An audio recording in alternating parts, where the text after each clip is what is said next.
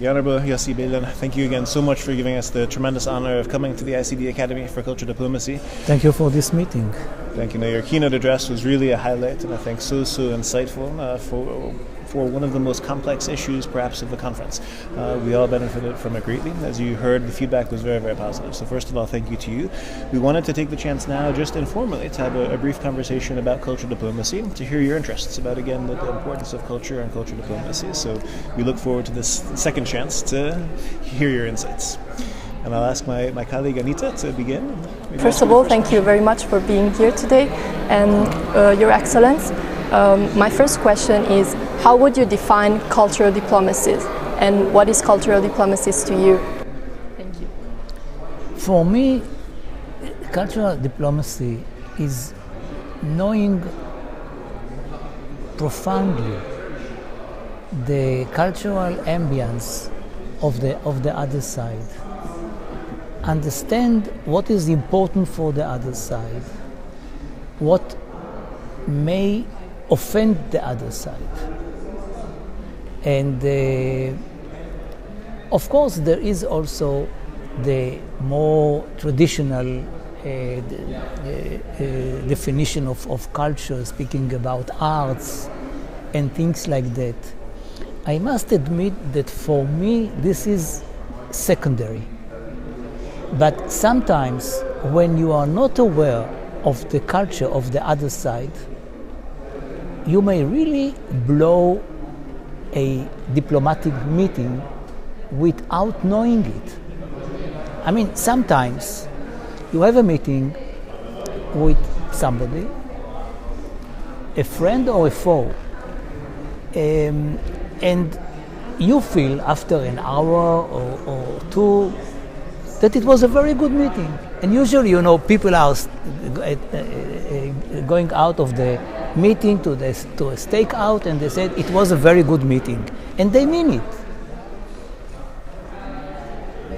The point is that sometimes after such a meeting, the other side may say to his people, to his assistants, "This rude person, I don't want to meet him ever." Now you feel that you were polite and nice and told jokes and whatever, and you saw that the other side was cooperative, and you don't understand. You did something like crossing your feet. In some cultures, this is a sin. Nobody will tell you anything. Or stretching your hand to a lady, or to a superior person who is higher than yourself in his or her degree. You should never do this in some cultures. So it is manners, and you may say that it is marginal, but it can ruin meetings. And I was aware of some of such meetings when people, for example, felt that they were very open and frank, and the other side could not accept this frankness because it was not done. You can do it in your own culture with your own people, but not in certain other cultures, and you have to know it and to respect it. So if you ask me, as a politician, as a statesman, what for me is this culture is that if I go somewhere, I must know at least the basics of the culture of my counterpart in order not to make a mistake. And so, if I can ask, how important is cultural diplomacy to you? To what extent? Again, the question is about the definition. If the definition is to know the arts of the other side, the music, the dances, to open your ear to sounds that usually you don't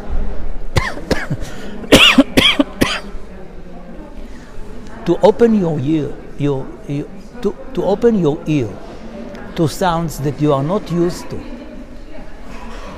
And that at the beginning they are, oi, I want it to end.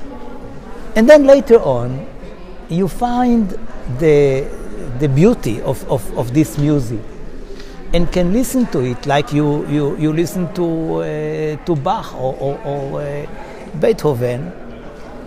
This is of much importance. But I would not attribute, frankly, to that the most important level of interests. I mean, you can make peace without being in a kabuki theater with the Japanese for 9 hours, for example. It's not a must. It's better than that you can go to the kabuki and say at the end, without lying, I enjoyed it. Okay, but what is important, at least according to my experience, is not to offend. And I mean, it happens also in the same cultures that you don't intend to offend somebody. Sometimes if you want to offend, it is okay. But if you don't want to offend, and you do offend, because something, I mean, was wrong in your, especially in your sense of humor, something that you understand perfectly. I mean, you yourself understand your own joke, but for the other side, sense of humor is very dangerous because it can also be insulting in the subjective way your counterpart is listening to you. So I think that for me, you have in culture actually two sides. One is like in other areas of life, what to do and what not to do. In the area of not to do, you have to be very, very knowledgeable. In the area of to do, if you can enjoy the culture of other parties, it is a big advantage. Because, you know,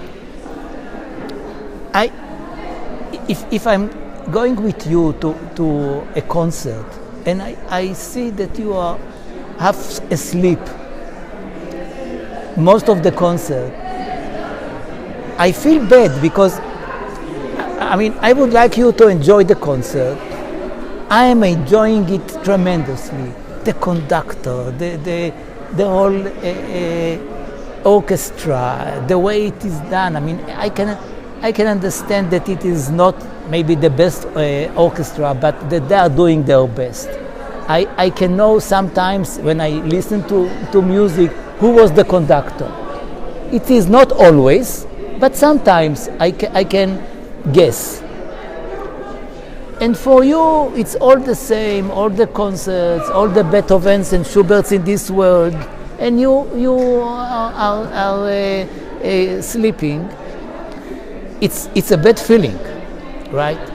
So if it is done in a political context, and my friends don't enjoy the kind of art, of paintings, of music, of dancing that I may enjoy, it is problematic, but it is not so harmful.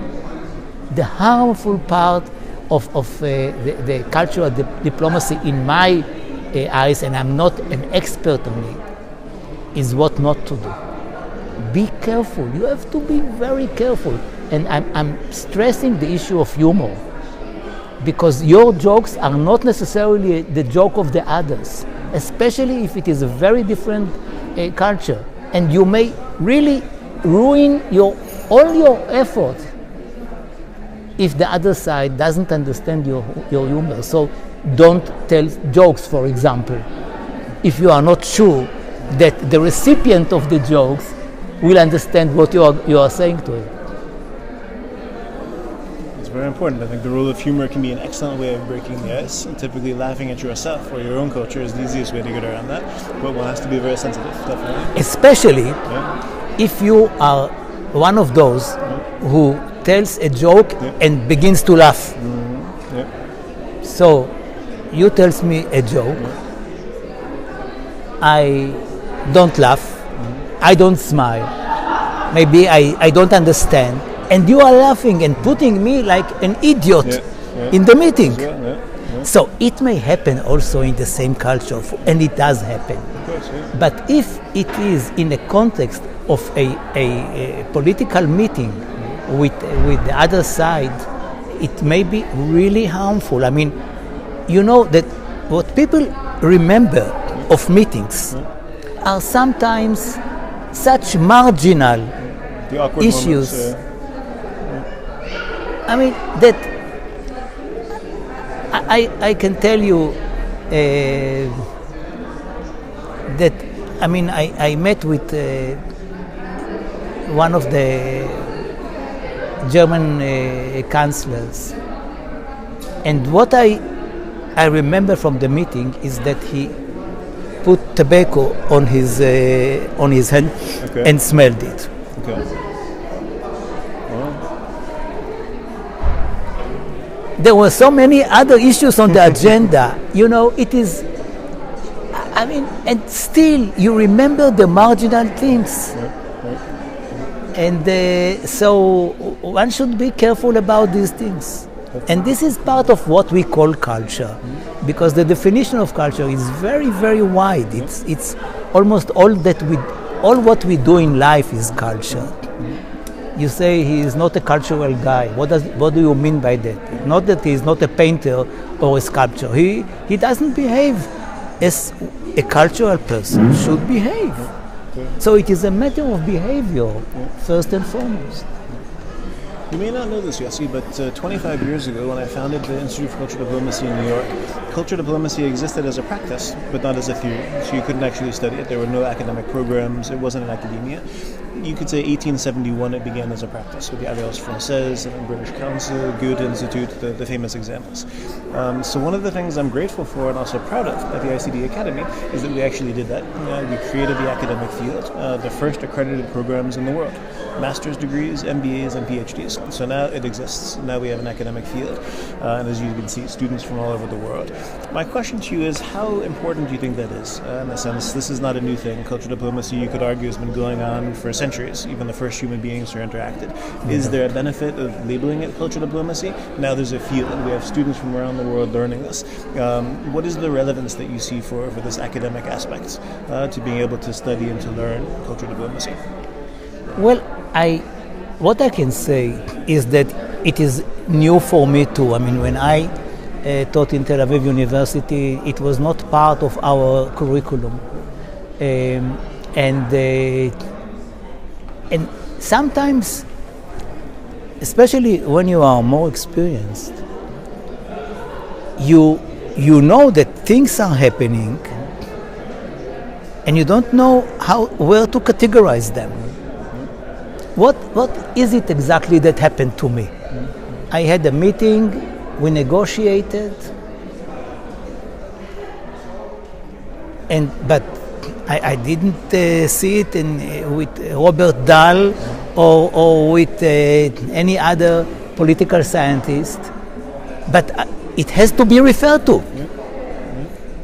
And so I can understand, I mean, maybe I would not have suggested the idea, but once it is there, I can very well understand how important it is. Like many other areas that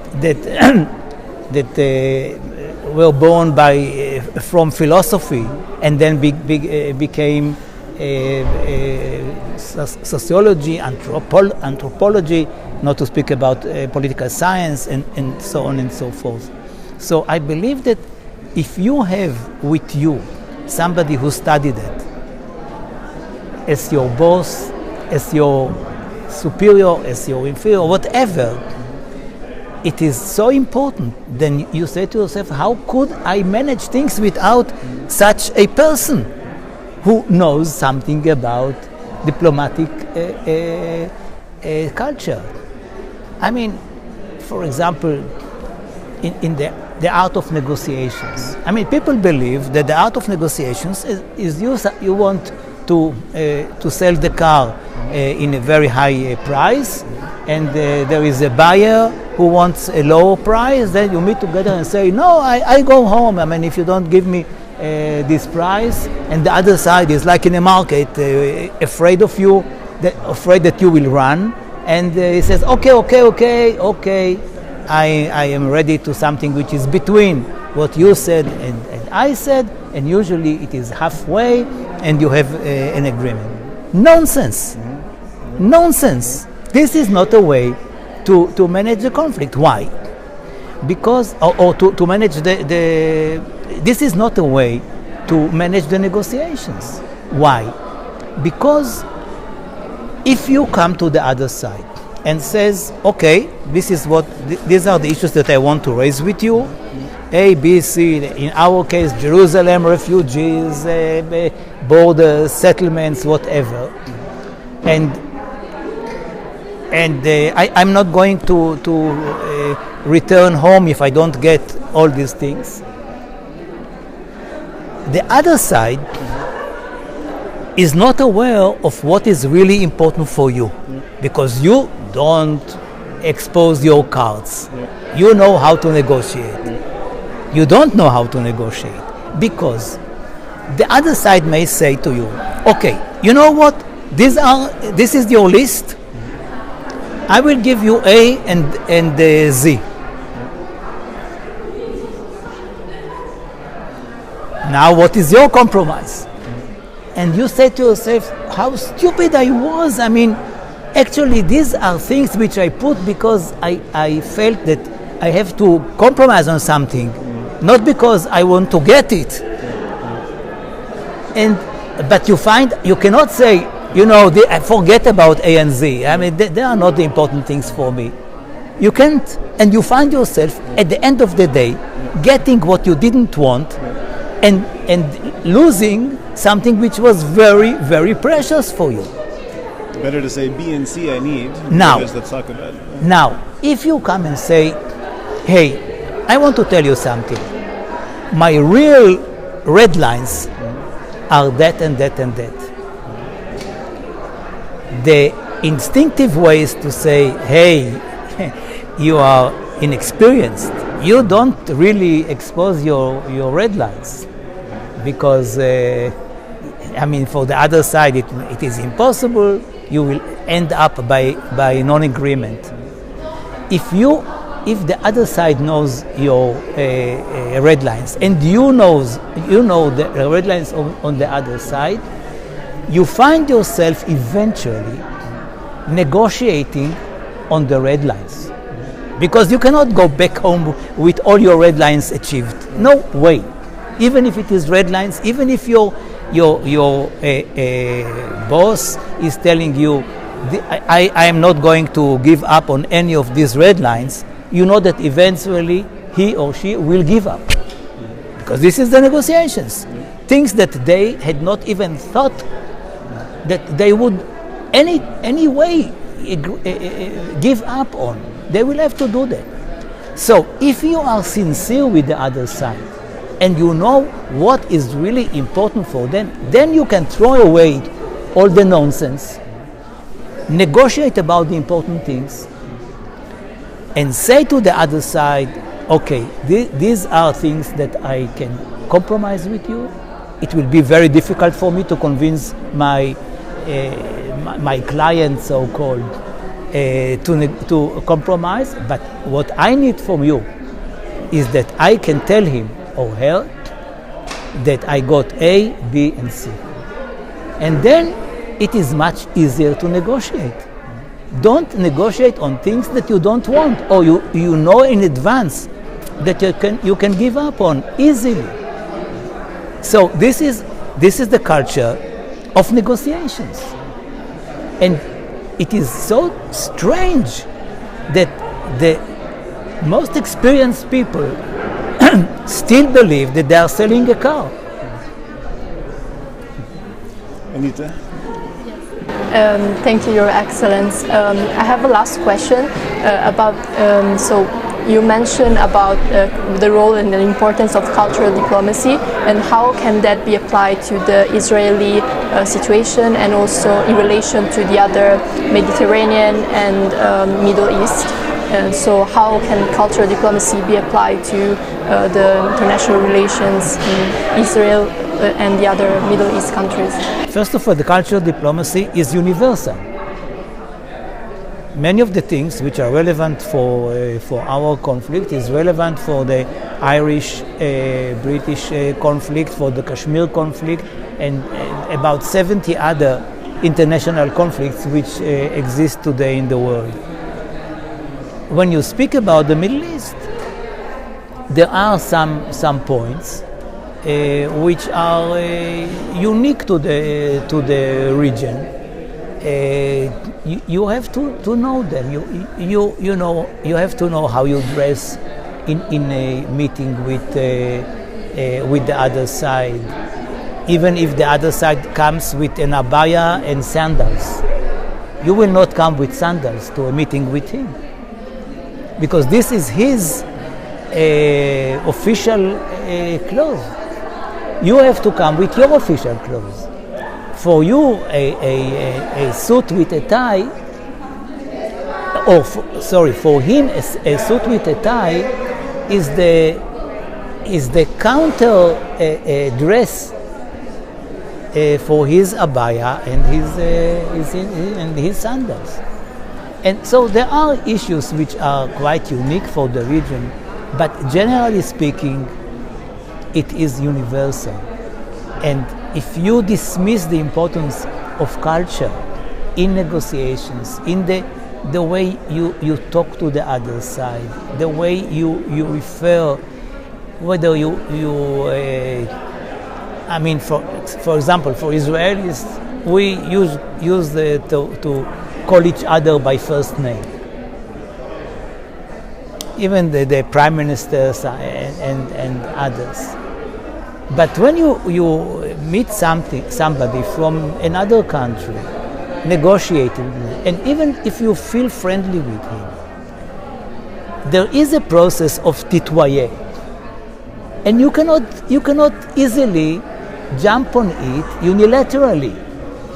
You don't call the other John if he did not say to you, you can call me John, and then you say, okay, you can call me Yossi. But without this small step, if you just call him John, and he never called you Yossi, then he feels like it. Hey, I'm not your friend from the kindergarten. I mean, why are you calling me this way? The Israeli may say, this is our way to show our friendship. The other side will say, this is actually, it proves to me that you are a rude guy. So, I mean, all these things are there. They are part of the culture. It seems sometimes superfluous. We don't need it. But then you don't understand sometimes what is happening and how can it help you in promoting